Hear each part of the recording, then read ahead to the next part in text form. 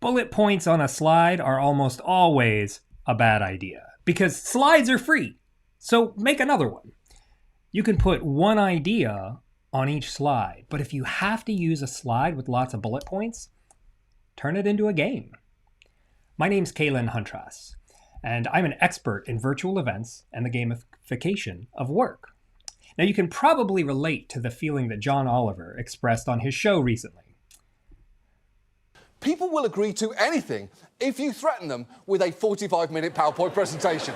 In our office, we have an email security seminar once a year, and this year I broke my laptop with a hammer just so I could claim that it did not apply to me. It was the right call, and I will do it again.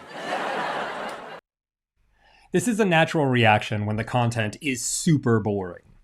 A New Zealand training organization approached me last year with an 8-day virtual workshop they were giving. Attendees were zoning out and totally bored, so they hired me to gamify the workshops and redesign them with exercises and activities that were drawn from the educational material. So I rewrote all the lesson plans and trained the trainers on how to facilitate these new games. It was a really fun piece of work. I'll show you an example of what we did. So when they came to me, they had a slide that looked like this. It was just a bunch of text, like a lot of text, way too much text to have on one slide. And so I said, okay, how could I turn this into a game? And I made them this.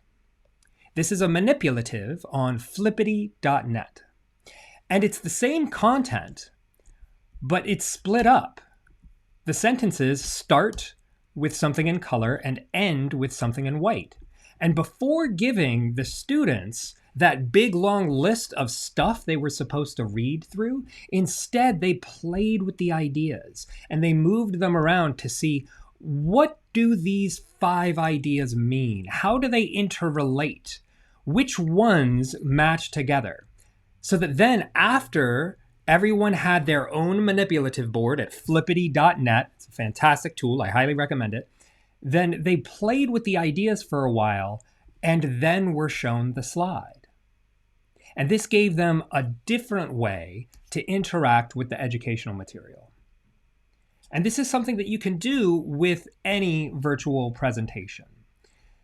If you've got people who are dealing with Zoom fatigue, give them a way to interact with the material.